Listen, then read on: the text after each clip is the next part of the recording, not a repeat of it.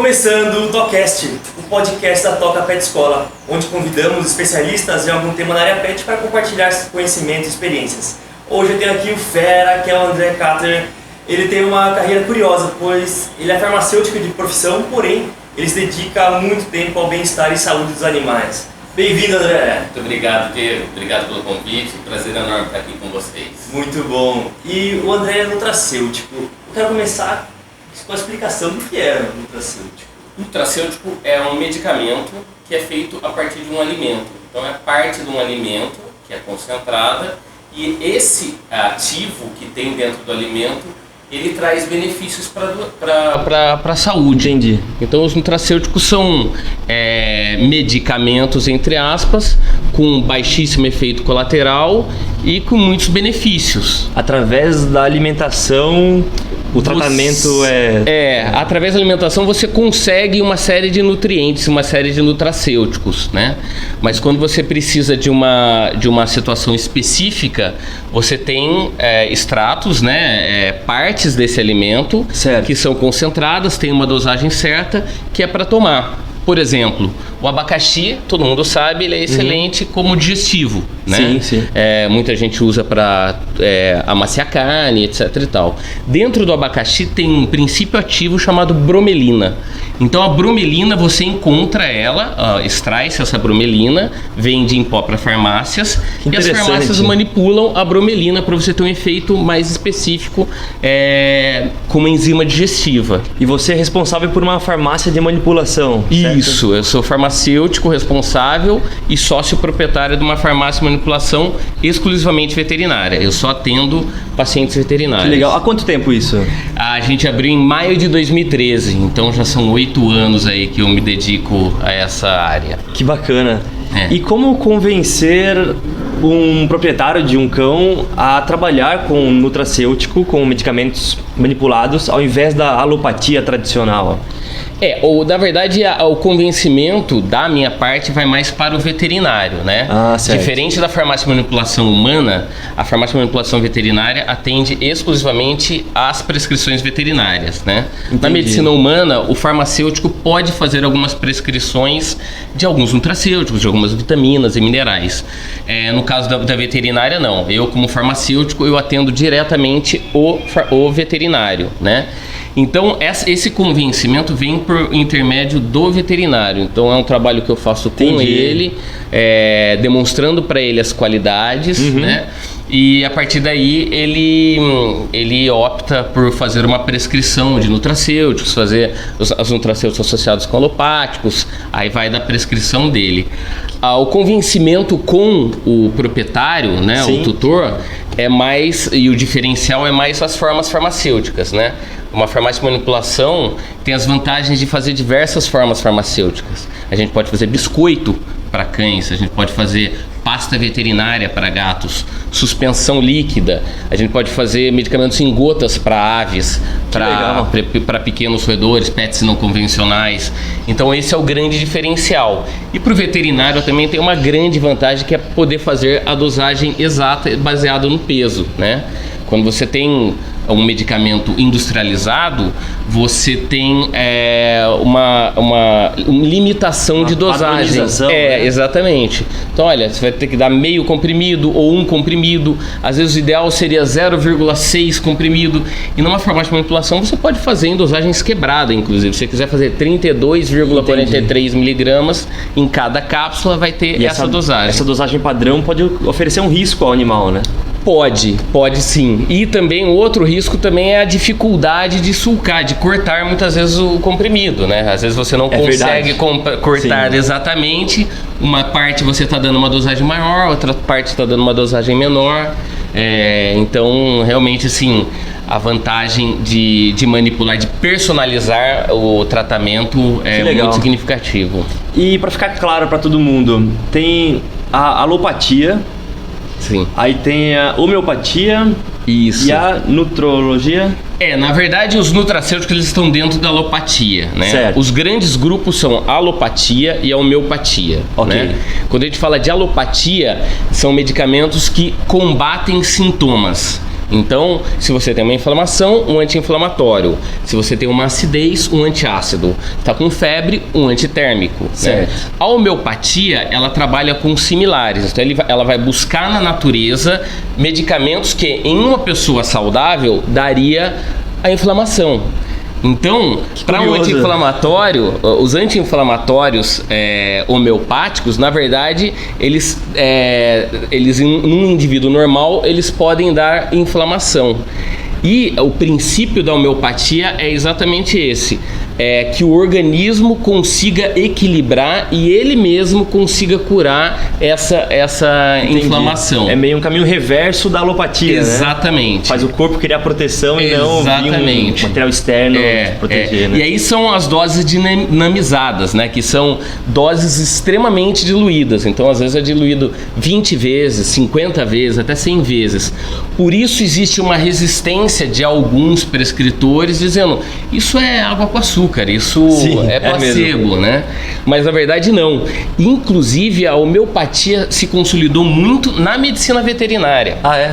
Porque quando a gente fala de um paciente humano, se eu te dou um medicamento agora e falo assim, olha Diego, esse medicamento vai tirar a sua dor.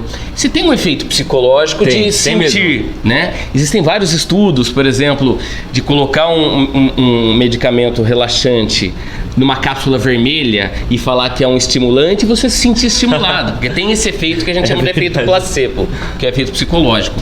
Quando você dá uma homeopatia para uma vaca, por exemplo, que tem mastite, né, que tem problema nas tetas e ela consegue curar, o resultado é garantido, porque um animal ele não tem um efeito subjetivo. Se você dá um medicamento para ele e ele se cura, é porque o medicamento faz efeito. E a homeopatia é muito forte na medicina veterinária. Eu, quando era criança, me curei com a homeopatia, sabia? Eu também. Quando eu tinha por volta de 16, 17 anos, eu tinha uma sinusite recorrente e tinha muita insônia. E eu fiz um tratamento de 3 meses, nunca mais tive. Sim. Eu era pra ter asma e aí jamais que eu teria asma. Meu pai bateu o pé, não, ele não bateu nada. E aí fui pra homeopatia e nunca mais teve, nunca né? Mais. É bem interessante. Eu, infelizmente, não faço homeopatia na farmácia. Isso é uma coisa que é importante. As pessoas ligam, né? Correlacionam a farmácia de manipulação à homeopatia.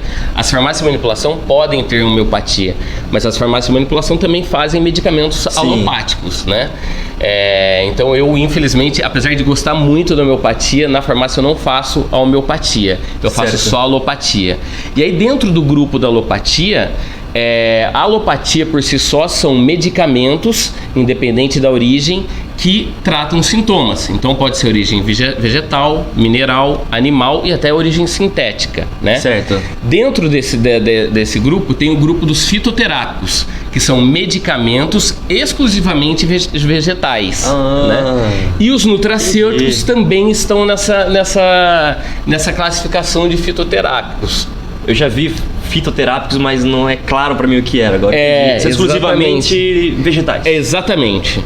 Para ser um fitoterápico, ele tem que ser exclusivamente vegetal. O que não significa que ele não tem efeitos colaterais, o que não significa que ele pode ser tomado a larga escala. Não, tem efeito colateral, tem a dosagem certa, muitos têm algum tempo para serem utilizados, né? Então é importante a prescrição. Porém, os efeitos colaterais, eles são bem menores, né? Quando a gente tem um medicamento natural, fitoterápico, um próprio nutracêutico, ele trabalha modulando aquela patologia. Então ele modula a inflamação, ele modula a febre, ele modula a dor, né? Certo. E quando você trabalha com um medicamento alopático, um medicamento sintético, aquele produto foi pesquisado e estudado para eliminar aquele sintoma. Entendi. Então por isso que ele acaba tendo um efeito colateral maior. E o efeito é mais rápido? Do alopático, geralmente, ele é mais rápido, porque ele vai ali para atuar na causa, certo, né? É o que eu sempre falo. Numa árvore, por exemplo, se você tem uma doença nas folhas, ele vai lá e tira essa doença das folhas, né? Uhum. Mas essa doença tem uma raiz, e essa raiz literalmente está na raiz daquela árvore. Faz sentido. Que é o que a gente chama de terreno biológico.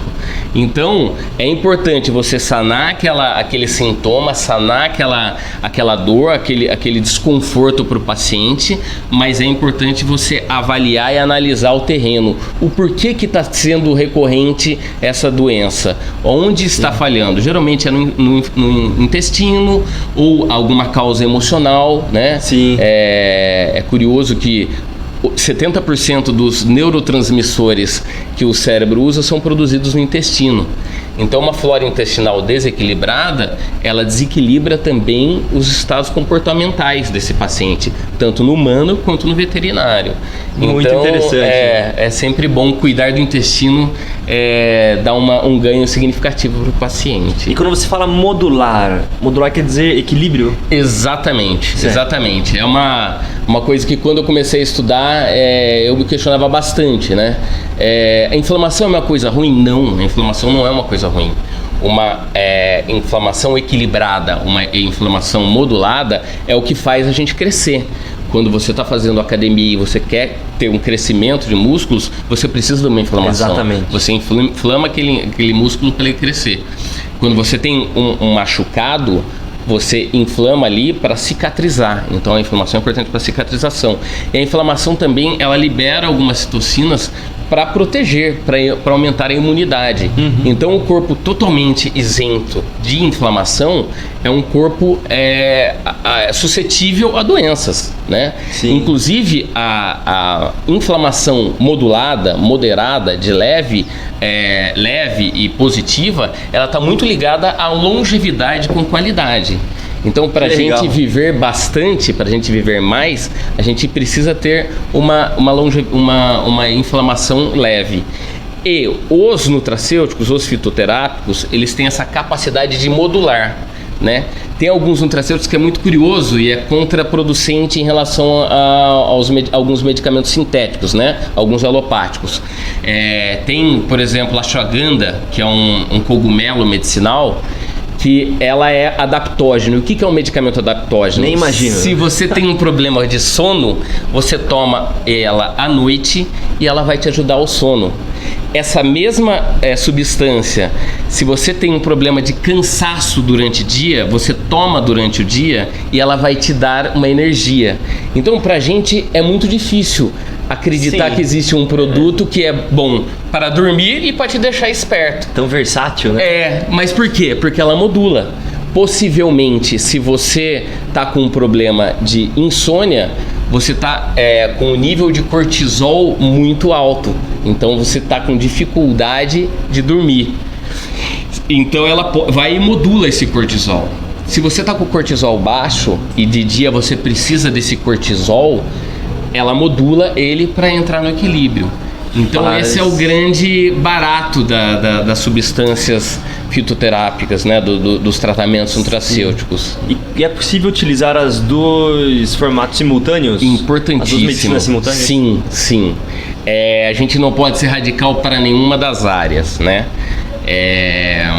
O medicamento sintético, ele tem uma vantagem em relação ao medicamento fitoterápico, nutracêutico, que é o alívio de sintoma imediato. Isso é importante, né? Sim. Quando a gente sente dor, não adianta o médico falar pra gente: olha, você vai tomar esse remédio, daqui a 10, 15 dias você vai melhorar. Não, doutor, eu quero tirar essa dor logo, eu preciso pra agora, né? Então, essa função é muito importante no caso do medicamento alopático. Mas, se você está tendo essa dor frequente, dor de cabeça, dor no corpo, dor na coluna, se você está com dificuldade na articulação e isso está sendo recorrente, é possível que tenha algum desequilíbrio dentro do seu organismo, né? E quando eu falo do seu, estamos falando aqui, mas o animal também é igual. O cão, o gato, os pets de maneira geral são iguais. Então é importante você tirar aquela dor naquele momento e começar a avaliar e descobrir o que está por trás daquela dor. E aí quem vai atuar com maestria nesse por trás é a nutrição. Na verdade, quando a gente fala de nutrição, a gente pode ir até por macro. Uma boa alimentação e uma prática de exercícios físicos constante são os melhores remédios, né? Porque existe diferença entre remédio e medicamento, né? Qual é? O remédio é aquilo que cura. Então o chá da avó é um remédio. A cirurgia é um remédio. Comeu aquela feijoada e tá cheio, você come um abacaxi e ele vai te aumentar os níveis de enzimas digestivas e você vai fazer uma melhor digestão. Entendi. Então o abacaxi é um remédio. Ok. A bromelina é um medicamento, então é uma parte dele que é prescrita. Medicamento vem da medicina, do médico, então ela é prescrita para que faça um efeito. Então aí o médico vai ter a dosagem certa da bromelina para aquela sua patologia, né? Pessoas que têm uma alimentação saudável, pessoas que fazem exercício físico constantemente, elas não ficam doentes, elas não precisam de medicamentos. E quando precisam, elas se curam muito rápidos. Você tem longevidade para isso.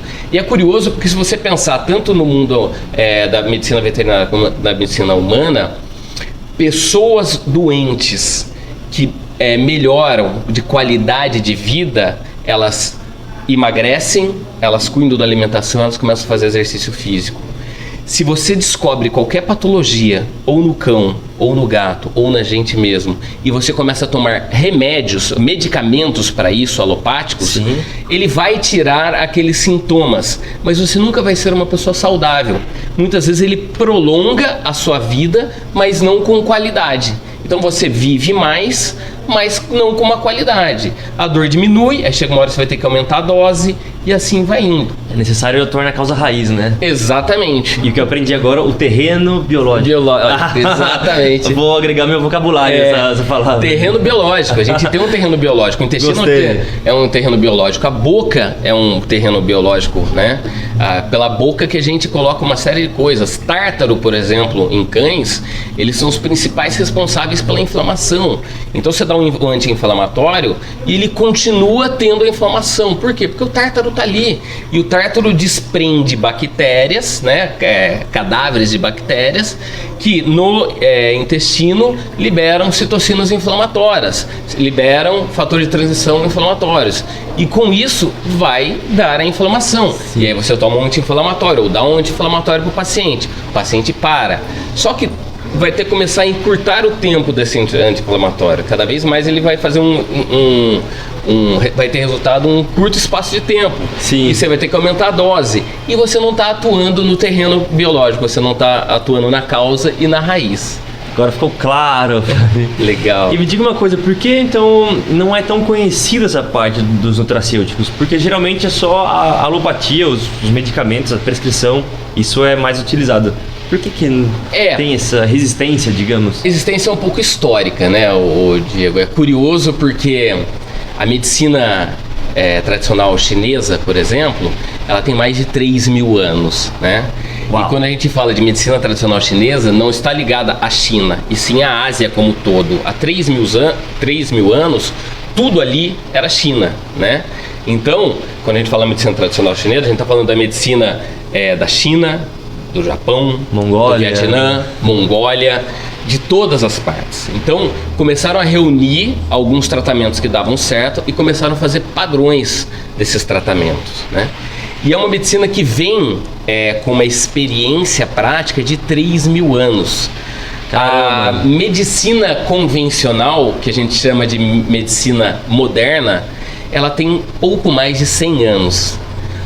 A indústria farmacêutica, ela teve um boom no Brasil na década de 20 do ano passado, do século muito recente passado, comparado à histórica, né? No ano de 1900 começaram as sínteses de medicamentos e começaram a perceber que era possível fazer, a partir de uma planta, sintetizar o princípio ativo e fazer isso em larga escala. E a partir daí as indústrias farmacêuticas investiram pesado nas faculdades, nos locais de formação dos prescritores. Antes disso, o médico veterinário, ele tinha uma relação muito íntima com o farmacêutico. Sim. E às vezes até com o boticário, né? Antigamente era o boticário. Então, baseado nas patologias, ele fazia a prescrição de plantas, de chás, de ungüentos, né? De coisas que eram encontradas na natureza, e o farmacêutico manipulava. Fazia o elixir, né? Exatamente. E fazia, naquela época, existia sim um tratamento individual. Então o médico te consultava, fazia a anamnese e fazia um medicamento para você. Seu irmão ia com a mesma patologia, de repente tomava um outro medicamento, porque o médico tinha esse conhecimento.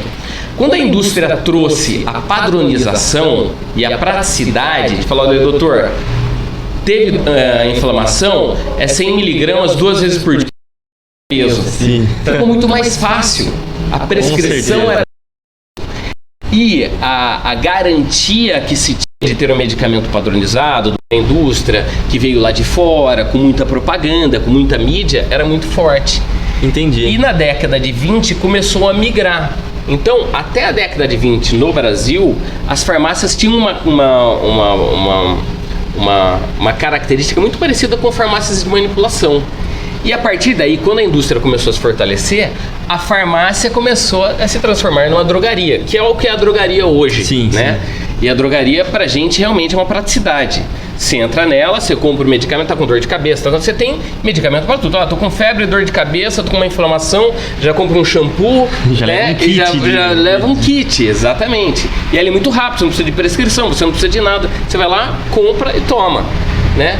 A manipulação tem essa desvantagem dela ser preparada, então é uma coisa artesanal. Então, se você precisar de um medicamento manipulado hoje, você não vai conseguir para hoje, você vai conseguir para amanhã, porque eu vou ter que produzir isso hoje, né? Entendi. E aí a indústria, a medicina veterinária, a medicina de uma maneira geral, foi se acostumando com essa padronização. E até hoje é assim, né?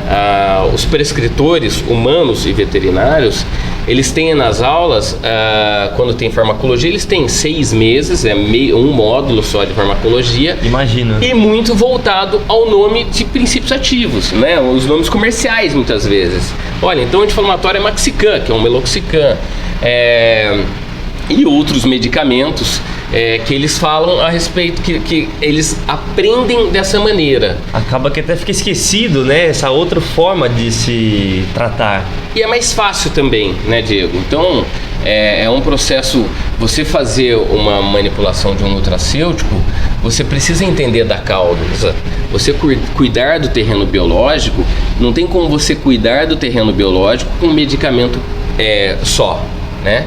Então são várias situações e você precisa ter um contato com esse paciente, você precisa entender esse paciente. Sim. Como é que está o intestino, como é que está o comportamento desse paciente, né? Como é que está a quantidade de água que ele ingere, como é que é esse paciente como um todo, e a partir daí você fazer uma prescrição de 3, 4, 10, 15 nutracêuticos diferentes na mesma fórmula. Então não vai ser um que vai atuar. Excelente. Eles atuam de maneira sinérgica. Então é uma corrente de medicamentos, cada um atuando dentro de uma área. Muito bacana. André, você falou historicamente dos medicinas, né? Medicina chinesa. E antigamente era basicamente a fonte vegetal dos princípios ativos. Sim. Até hoje a indústria farmacêutica, que é tão grande, ela utiliza das plantas, digamos, para pegar o princípio ativo e montar um medicamento? Sim, mesmo os alopáticos, eles são buscados na natureza, né? O ácido salicílico, por exemplo, o AS, né? Ele vem da Salix alba, que é um salgueiro. Então, que curioso. A indústria vê aquela molécula, né, natural, né, entende ela e reproduz ela de maneira sintética, de maneira química. E isso ela consegue produzir em larga escala, né? E existe um outro movimento também, né, que o chá da vovó, por exemplo, né, que era muito famoso. Eu sou da década de 70, então já tomei bastante chá da avó. Não sei se você também tinha, se a sua avó já tinha prática também. Bastante. De ir lá no quintal e pegar uma folha e fazer um chá, e, né? Eles têm muitos estudos e é muito aprofundado, né? Então, o chá, ele é um medicamento? Não. Como eu expliquei no bloco anterior, ele é um remédio, né? O chá é um remédio, os temperos são um remédio. Curcumina, hoje fala-se muito da curcumina, né, da cúrcuma, que é retirada da curcumina, que é o açafrão da terra, aquele tempero marrom, né, bem característico, alguns até um pouco mais amarelado. Ele tem um efeito anti-inflamatório maravilhoso, né? Mas quando a gente fala do chá, da curcumina, do próprio abacaxi, como eu falei, sim, a gente não tem a garantia, a gente não sabe quantos % de princípio ativo tem lá. É verdade. Então tem uma outra indústria, que é a indústria de extração desses princípios ativos, né? Então, por exemplo, a bromelina que eu compro lá para farmácia de manipulação, tem uma indústria que pega o abacaxi. A maior concentração da bromelina não está na fruta em si, mas no talo e nas folhas. Interessante. Então, eles têm um processo todo padronizado de extração que garante que tem 40% de bromelina. E aí, existem alguns compêndios magistrais, né, que são as farmacopeias, que determinam isso. Olha, esse princípio ativo tem que ter no mínimo 40%. Então, se tiver 47, é ótimo. Se tiver 60, é ótimo. Se tiver 40, tá dentro. Se tiver 39, tá reprovado, ele não pode. Por quê?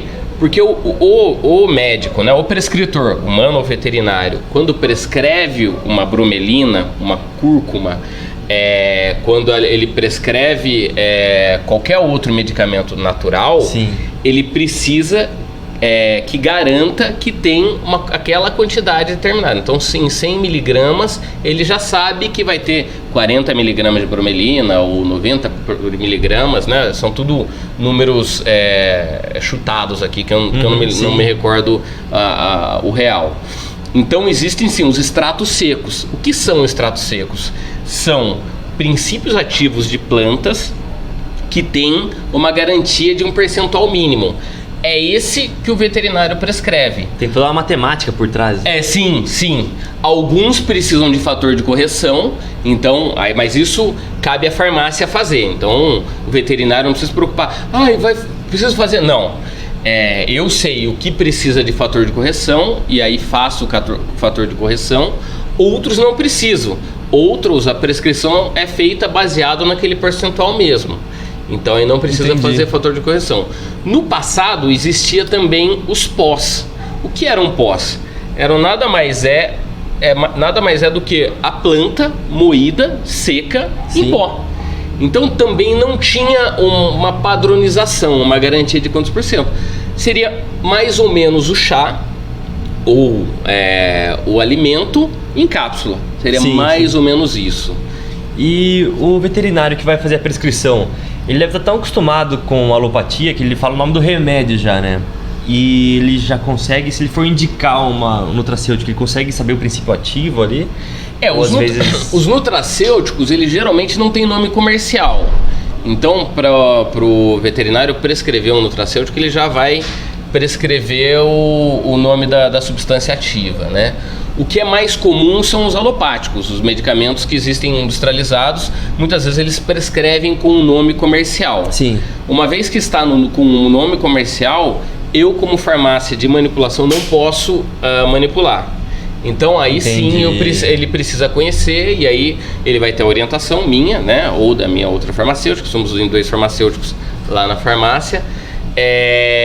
Ele vai ter essa orientação de, olha, doutor, tem que comprar o industrializado ou pode ser manipulado? Não, pode ser manipulado. Então eu preciso de uma receita com o nome do princípio ativo. Com o princípio ativo, uma receita com princípio ativo dá para comprar tanto em drogaria quanto em farmácia de manipulação. Um medicamento com um nome comercial é só em drogaria, lojas especializadas. Entendi. E geralmente o medicamento que você manipula vem como homeopatia, que é líquido, com conta-gotas, ou pode ser em pó, pode ser em cápsulas? Sim, o medicamento manipulado, ele tem essa vantagem. São diversas formas farmacêuticas. O mesmo tipo pode ter diversos formas.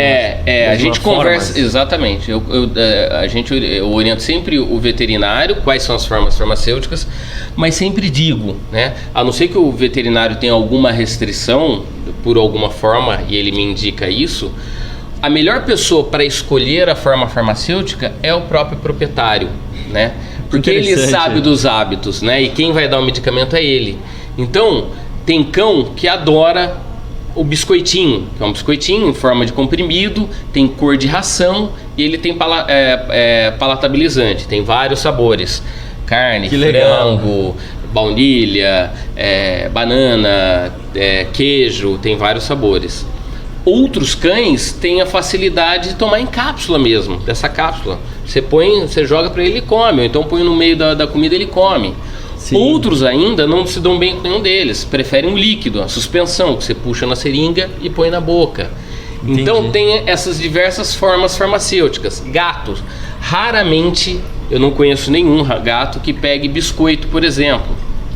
O gato ele gosta da pasta, que ela tem uma consistência mais pegajosa, então dá para passar na pata para ele lamber, no céu da boca, no lábio superior, e se ele for mansinho, dá para colocar no céu da boca. Líquido, muitos espumam, né? Eles começam a espumar. Então, o tutor, né, o proprietário, é a melhor pessoa para saber. Então, baseado nas características de cada forma farmacêutica, ele pode tomar a decisão. É claro que existem alguns medicamentos que têm algumas incompatibilidades farmacológicas que não podem ser feitos em algumas formas farmacêuticas. E aí isso também é orientado, né? Então, sim. Mas essa é uma vantagem que a indústria não tem, né? Na farmácia de manipulação, se você tem 2 cães, vão tomar o mesmo medicamento, um se dá melhor com líquido e outro com biscoito, você faz para esse líquido e para esse biscoito. Você pode fazer para os 2 biscoitos, esse gosta mais de frango, esse gosta mais de carne, você faz um sabor para cada um. É bem personalizado, né? É extremamente. Eu acho que a grande vantagem realmente é o tratamento individualizado e personalizado. Eu faço uma forma personalizada. E também, para tratamentos de longo prazo, é comum, às vezes, o paciente enjoar daquele sabor. Não tem problema, você pode mudar o sabor conforme for fazendo. Enjoar daquela forma farmacêutica, vai mudando a forma farmacêutica. Ele não se adaptou com essa forma farmacêutica, podemos fazer de outra forma farmacêutica. E você atende mais cães, eu imagino, né? Cães e gatos. Cães e gatos. E grande porte? Vacas, cavalos? Então, isso é uma pergunta muito interessante. A farmácia de manipulação veterinária, ela não pode fazer manipulação para animais de abate. Então, bovinos, caprinos, suínos, galinhas. E é curioso, que eu não sei se todo mundo sabe, eu não sabia, que o Brasil é o segundo maior exportador de carne de cavalo para fora. Não sabia. Então, o mapa ele tem uma certa restrição à manipulação para equinos. É lógico que quando você atende um aras, quando você atende um local onde os cavalos são para corrida ou para passeio, enfim, que é claro que não são cavalos para abate, você pode fazer sem problema nenhum. Mas a gente acabou se especializando e focando mais nos pets mesmo. Então são cães e gatos de maneira majoritária. Depois vem as aves, né? É muito comum a gente manipular para aves também. Que legal. E as aves, dependendo do porte dela, dá para fazer em solução em gotas, que você faz num conta-gota, que fica mais fácil dar. Tem algumas aves que gostam também do biscoito, aí você vai para um sabor mais frutado. Então tem de maçã, tem de banana, que eles adoram, né? Muito curioso, né? É um mundo totalmente diferente. E aí a gente faz para coelhos também, porquinho da Índia, para rato, né? É muito comum as pessoas terem ratos domesticados, né? E tem os pets não convencionais também, cobra, que é um pouco mais raro, né? E lagartos, iguanas, jabuti, já fiz muito medicamento para tartaruga de maneira geral. E os pets de zoológico também, que a gente não tem muito o hábito de fazer, porque também a gente a gente foca mais nos pets realmente, mas é possível, a farmácia de manipulação é habilitada para isso. Entendi. E a parte referente à duração do tratamento? Dura um tempo maior, né? Isso é óbvio, do que comparado com a alopatia, a nutrologia vai demandar um período maior, uma paciência, digamos, do proprietário, enfim. Mas a eficácia é muito boa, né? Ela é até melhor, né? Na minha opinião, quando você fala de um alopático, como eu falei anteriormente, o alopático ele atua na causa, né? Sim. Então ele vai lá e elimina o sintoma, mas ele não elimina a doença, né? Então ele é mais rápido, ele é mais eficaz no tratamento de sintoma. Dos sintomas, né? Sintoma, Claro, exatamente. Isso. Mas uma vez que foi eliminado esse tratamento, os sintomas voltam, né? O nutracêutico, quando associado, né, de maneira associado a esse alopático, ele vai estar atuando na causa. Então, o veterinário já prescreveu baseado nas causas, né, na raiz. Sim. Então, ele vai eliminar a causa raiz. E aí, é possível que você não precise mais tomar o alopático, ou que você tome numa quantidade menor. Isso tudo quem tem que avaliar é o veterinário, né? Não sou eu e nem o proprietário, é o veterinário que vai avaliando, mas já vi muitos casos de pacientes que param, baseado na prescrição veterinária, veterinário acompanhando, param de tomar o medicamento alopático e ficam só com os nutracêuticos. E quanto tempo demora um tratamento em média? 3 meses, 6 meses, 1 ano? Olha, Diego, é muito relativo. Tem alguns casos que são pontuais, que às vezes 1, 2 meses faz. Outros são um pouco mais longos e tem alguns outros que são para sempre, né? O nutracêutico, ele vem para suprir uma necessidade de nutrientes, né? Sim. E os cães hoje, eles têm uma carência de nutriente, né? Por mais que a ração seja de qualidade, por mais que eles se preocupem com todos os nutrientes, né? A ração é um produto seco ali, né? Exatamente. E é um produto prensado, manufaturado, né? Não é a alimentação natural, não é um pedaço de carne, sim. Né? Não é uma refeição que ele teria na natureza, por exemplo. Então eles têm muita carência de nutrientes. Por isso que geralmente eles são de uso contínuo.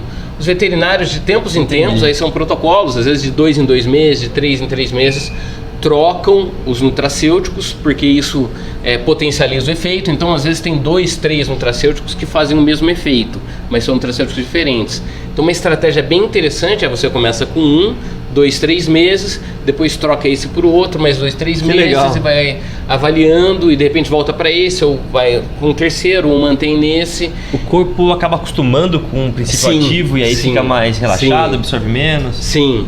É curioso isso que na toda cotidiana, na nossa vida é assim, no humano também é. O corpo sempre tende ao equilíbrio. Então, se você caminha todos os dias, vai chegar uma hora que o corpo vai se acostumar com isso. Por isso que, no caso de exercício físico, o que dá mais resultado é você mudar as atividades. Então, anda de bike, corre, faz um HIIT, porque o seu organismo sempre vai tender ao equilíbrio.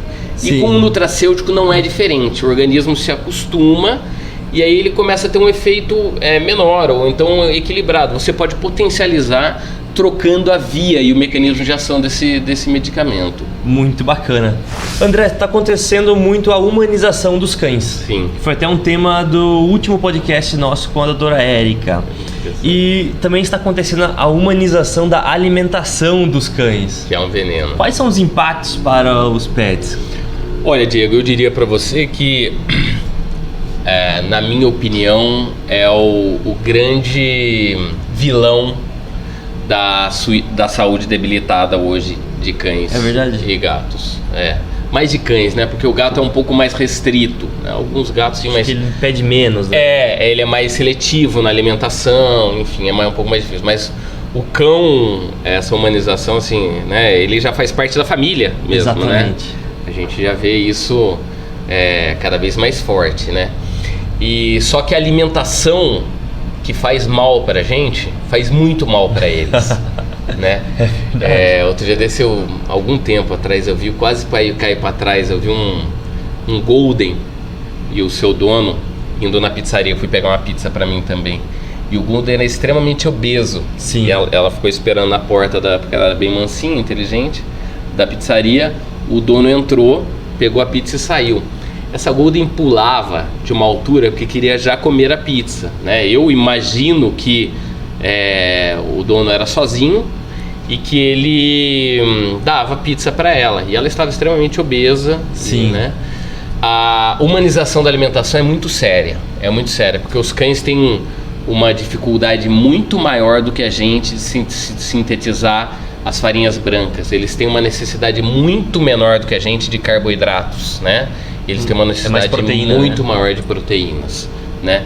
E os cães gostam, e eles ficam com paladar seletivo, né? Então é comum ouvir isso. Mas de fim de semana eu só dou um pedacinho, porque senão ele fica babando e latindo. Ele só come meio pãozinho de café da manhã com manteiga. É um veneno. É um veneno. E aí vai dar doença, obesidade, ele vai morrer mais cedo, o proprietário vai ter gasto com cirurgias, com tratamentos, com idas a consultas, né? E você tem um cão que tem hábitos primitivos. Sim. Com jejum intermitente natural dele, e o dono quer que ele tome café da manhã, almoce e jante. Exatamente. Igual, Exatamente. Tá cada vez mais claro que o jejum intermitente para cães, por exemplo, é excelente.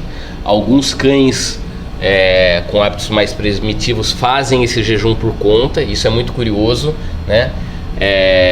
O cão às vezes passa um dia sem comer, você deixa a comida lá e não come. Tá tudo bem. E muitas vezes o dono fica desesperado e acaba fazendo uma carninha, alguma coisa, porque ele não está comendo. E na verdade não, é o momento dele, o ideal era respeitar. É o instinto dele. O ideal era respeitar. Eu li muito por cima, não vou lembrar o certo, mas o cão que viveu 25 ou 28 anos de idade, ele tinha isso. Ele comia coisas naturais, ele caminhava junto com o dono, que era fazendeiro, ele ia de trator, ele caminhava acho que 7 ou 9 quilômetros por dia. Ele se alimentava da placenta, o dono cuidava de ovelhas, se alimentava da placenta de ovelhas, do leite de ovelhas, tal, e viveu 25 anos. E ele, por conta, fazia alguns jejuns intermitentes. Tinha dia que ele passava sem comer. O Thor, meu cachorro, de vez em quando ele faz também. E depois que eu descobri isso, eu respeitei e acho que está sendo bom para a saúde dele. Mas essa humanização, cara, é um veneno, é um grande problema, perigo, né? É o grande problema. É difícil mudar a mente do proprietário. Eu vi um veterinário uma vez falando, eu achei muito curioso, que quando você, lógico que isso tem que ter um acompanhamento veterinário, você não pode fazer por conta, né? Mas quando você começa a dar carne crua, ossos para ele roer, você começa a voltar a ter um olhar para aquele indivíduo como um indivíduo diferente da gente, né? Sim. Então ele não é um pequeno humano que pode comer de qualquer coisa. Não, ele sim é um animal primitivo, ele é um parente do lobo e ele precisa de hábitos primitivos também. É uma questão um pouco polêmica que eu não gosto de me aprofundar, mas no fundo é bem isso mesmo, né? Então, independente de concordar ou não com isso, né? É importante evitar ao máximo de dar dar alimento humanizado. Eu ouço muito na farmácia, né? Que não, ele não toma medicamento, mas eu ponho meia salsicha. Meia salsicha para um cão de 5 quilos é a mesma coisa que 8 salsichas para um humano de 80 quilos, né? É verdade. Se você fizer as contas, são 16 vezes. Então, você imagina um paciente que toma remédio todos os dias com meia salsicha. Ele está comendo 8 salsichas por dia. Então, faz esse cálculo. Mas a senhora tá me ouvindo, não, mas eu tenho 60 quilos. Então, é a mesma coisa que 4 salsichas para a senhora. É muita coisa. Olha, eu tenho 100 quilos, é a mesma coisa que 10 salsichas para você. Então, é muita coisa. Meio pãozinho para um cão de 5 quilos são 4 pães franceses para um humano de 80 quilos. Então, você começa a fazer essa conta, você fala, não, mas é uma vez por semana. Mas você está dando 4 pães franceses. Para eles é um pouco pior. Ótima informação. Porque é um cálculo grosso, mas para eles é um pouco pior. Mas é só para fazer uma correlação de que realmente é muito complicado, né? E voltando ao assunto agora das farmácias de manipulação. Farmácia de manipulação humana e veterinária são basicamente iguais? Na estrutura, sim. As farmácias de manipulação veterinárias que vieram depois da humana seguem os mesmos critérios rigorosos da farmácia de manipulação humana, né? Então tem todo o procedimento. As pessoas talvez não saibam, mas farmácias de manipulação são mini indústrias. Tem procedimentos, tem rastreabilidade, tem controle de qualidade, tem processo, tem lote, tem validade, enfim. Tem um farmacêutico, e isso é obrigatório, independente de ser humana ou veterinária, é obrigatório ter um farmacêutico. Isso é uma questão que no começo, hoje não mais, mas o veterinário fala assim: mas na veterinária não precisa ter um veterinário? Não. Na humana precisa ter um médico? Não precisa. Sim. Então a humana, inclusive na humana, o médico é proibido de ter drogaria ou manipulação ou qualquer coisa que ele tenha essa indução de prescrever, né? Na veterinária não. Veterinários podem ter farmácia de manipulação sem problema nenhum, podem ter lojas especializadas, isso não tem problema nenhum. Mas na humana ela tem essa dificuldade. Então o critério de qualidade é o mesmo. O que vai diferenciar, e é o principal de todos, na minha opinião, os órgãos que regem. Enquanto a farmácia de manipulação humana é regida pela Anvisa, é a MAPA que regulamenta, a Anvisa na farmácia veterinária é o MAPA, que é o Ministério de Agricultura, Pecuária e Abastecimento. Boa. Anvisa, Agência Nacional de Vigilância Sanitária. Ou seja, uma farmácia de manipulação que não tem Anvisa e tem MAPA, como é o caso da minha, ela não pode manipular medicamentos de humano. Entendi. Uma farmácia de manipulação que tem Anvisa e não tem o MAPA, como são as farmácias de manipulação humana, elas não podem manipular. Elas estão sendo passíveis de sanções penais, inclusive. Alguns princípios ativos são os mesmos? Alguns princípios ativos são os mesmos, mas ainda assim precisa de uma regulamentação. Em Campinas, por exemplo, onde a gente está, nenhuma farmácia de manipulação humana tem MAPA. Todas as farmácias de manipulação veterinárias são exclusivamente veterinárias, são 5 aqui em Campinas, e só elas têm MAPA. E eu sei que, infelizmente, algumas farmácias de manipulação humana manipulam para pets. Isso é um risco muito grande, porque você não tem um farmacêutico, né, como eu me falo, eu sou um farmacêutico veterinário. Você estudou medicina veterinária? Não.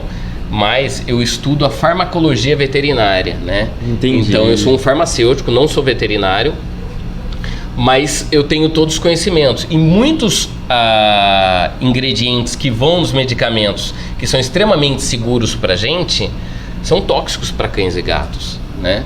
Então esse conhecimento se faz necessário. E na farmácia de manipulação veterinária tem a vantagem de ter os medicamentos exclusivamente veterinários, que a humana não tem, e tem a vantagem de poder fazer formas farmacêuticas veterinárias que a farmácia humana não pode. Então, a farmácia de manipulação humana não pode fazer um biscoito, ela não pode fazer uma pasta veterinária. Que legal. Né? Então, isso é importante. E eu sempre brinco, né? Cada macaco no seu galho. E de macaco a Univete entende, né? Então, exatamente. Quem cuida de macaco somos nós, né? Você não vai comprar um shampoo num pet shop para você, né? Sim, com certeza. Você não vai comprar um medicamento para você num pet shop ou numa farmácia de manipulação veterinária. Você vai numa farmácia de manipulação. Eu pude até imaginar agora a mini indústria farmacêutica que você falou dentro da sua farmácia, todos os procedimentos ali. É muito interessante. A gente tem fornecedores qualificados, né? Então a gente compra de alguns fornecedores que são qualificados. A gente é associado a uma Associação Nacional de Farmácias Magistrais, a Anfarmag, que anualmente ela faz essa qualificação dos fornecedores. E 80% ou 90% dos nossos fornecedores fornecem insumos farmacêuticos para a indústria também. Então, o mesmo medicamento que você encontra na farmácia de manipulação, muitas vezes é o mesmo que você encontra no industrializado. Chegando na farmácia, a gente faz os controles de qualidade, que são importantes. Sim. Mesmo vindo com um laudo, com toda a especificação, a gente tem alguns testes que a gente faz. E aí existe todo um processo na manipulação. Sim. A prescrição, a manipulação passa por conferência 4 vezes. 2 vezes dela feita por um farmacêutico, ou eu ou a minha farmacêutica substituta. Então, é muito difícil você ter algum erro ali, porque constantemente é avaliado e verificado. Mesmo você com o número da sua medicação, eu tenho toda a rastreabilidade dela. Eu sei qual foi o medicamento utilizado, em qual quantidade, em que dose. As balanças, elas são controladas pelo computador. Então, não tem como a variação tem pessoa que ser pesar mais ou menos. Não, o sistema não libera, né? André, você faz a formulação de alguns medicamentos. Sim. E aí, através da alimentação desses nutracêuticos, certo? Mas você também orienta algum tipo de alimento? Um exemplo, coma mais banana que isso vai te fazer bem. Não. Essa orientação sempre deve ser dada pelo veterinário, né? A orientação farmacêutica ela está estritamente ligada ao medicamento. Certo. Então, muitas vezes, ou por falta de conhecimento, porque, como eu falei, os veterinários eles têm 6 meses de farmacologia, eu tenho 4 anos, né? Então, às vezes, por falta de conhecimento mesmo, ou passa por desapercebido, imagino, alguma orientação do tipo, olha, isso aqui tem que ser dado em jejum, isso aqui tem que ser dado junto com o alimento, isso aqui tem que ser em horário fixo, isso tem que ser à noite, isso tem que ser de dia, né? Então, essa é a orientação farmacêutica. E tem uma relação com a eficácia do fundamental, cara. Fundamental. Mesmo? Se você pensar, grosso modo, lógico que é mais fácil, mas você vai entender e vai ver a lógica disso. Quando a gente se alimenta, o pH do nosso organismo, ele fica mais alcalino. Sim. Né? Então, se você tem um medicamento que ele precisa de um pH mais ácido, ele não vai ter a mesma eficácia. Então, medicamentos que precisam de um pH ácido do estômago, eles precisam ser tomados junto com o alimento. Que legal. Longe da refeição. Sim. O contrário também. Se tem algum alimento que ele precisa de um pH mais alcalino, ele precisa ser tomado junto com o alimento. Existem algumas outras características. Se o medicamento é indiferente o pH dele, mas ele tem uma tendência a dar desconforto e com o estômago vazio, toma-se com o estômago cheio. Tem toda uma parte química do nosso corpo por trás, né? Exatamente. Medicamentos que vão ser utilizados, por exemplo, a particulação. Geralmente é bom dar de dia, porque é de dia que o paciente vai estar se movimentando. Faz todo sentido. Medicamentos que é para acalmar, dá-se à noite, porque é de noite que esse paciente vai precisar tomar. E geralmente um cão que tem uma doença instalada, isso é geralmente parte hereditária ou é falta de exercício físico, má alimentação, os hábitos? Pode ser tudo, pode ser todas essas situações e pode ser todas essas situações juntas também. Existe uma predisposição a começar, ponto 1. Ponto 2, esse paciente não está sendo bem nutrido, então potencializa isso, né? Falta-se hábitos de exercício físico, né? E eu bato muito nisso, né? Alimentação, exercício físico, mais exercício físico, porque o exercício físico, a ausência dele é um círculo vicioso, né? Exatamente, né? O paciente para de fazer, não faz exercício físico, ele come, não gasta, ele engorda. Ele tem mais preguiça, ele tem mais fome, come e vai fazendo, até ele ficar doente, até ele ficar obeso. E aí, quando a doença está instalada, o tutor resolve correr atrás e ver como que pode melhorar. E aí o processo é reversível? Isso é uma coisa muito interessante que eu percebo. As pessoas às vezes pensam assim, mas o meu cão já está com 10, 11 anos, já está muito velhinho, não vale a pena. E, Diego, o que eu vejo de cães que estavam velhinhos, debilitados e entram com uma alimentação natural, entram com uma formulação nutracêutica e se transformam uma semana, 10 dias depois e tem uma vida longa, então nunca é tarde para você cuidar desse paciente. Mas se ele já está obeso, se ele já está doente, é mais difícil. Aí as pessoas podem falar assim, não, então se é mais difícil, é melhor deixar como tá. Só que também vai ser mais custoso, porque daí a chance de ter que entrar com um medicamento alopático, né, um medicamento de uso contínuo, caro, a chance de ter que fazer uma cirurgia cara, a chance de ter que visitar o veterinário toda semana, a cada 15 dias, fica mais caro. Então a prevenção é o melhor remédio, né? Em resumo, a alimentação tem um fator crucial viver saudável. Estilo de vida. Exatamente. Estilo de vida. No estilo de vida está incluso a alimentação, exercício físico, a conexão com o dono, que também é muito importante, né?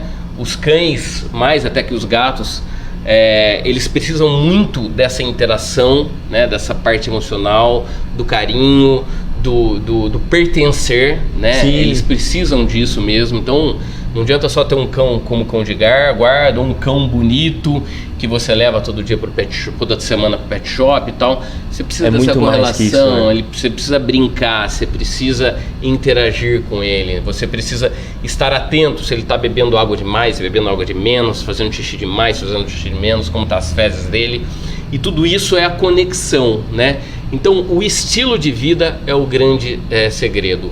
Na minha vida, tanto para minha vida pessoal como para o meu trabalho e para os meus clientes, né?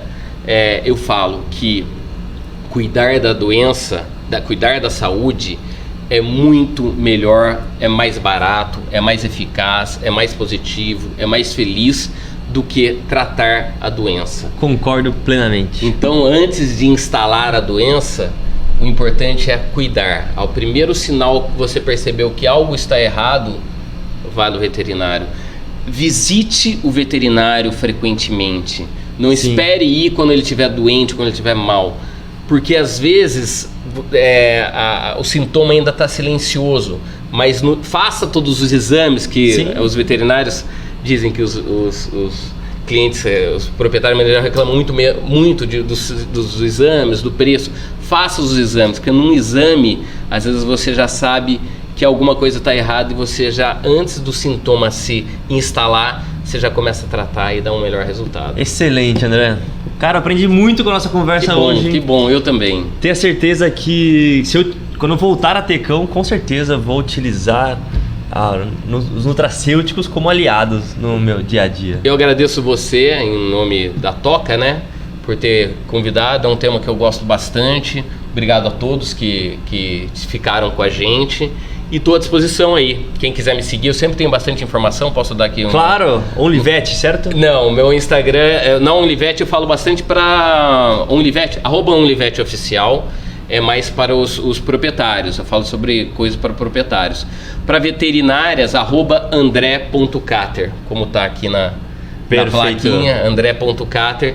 Eu sempre estou dando informação e ali é um canal também para tirar dúvidas, sempre estou à disposição. Muito legal, de verdade. Obrigado. Show. Muito obrigado, até o próximo Talkcast. Até mais.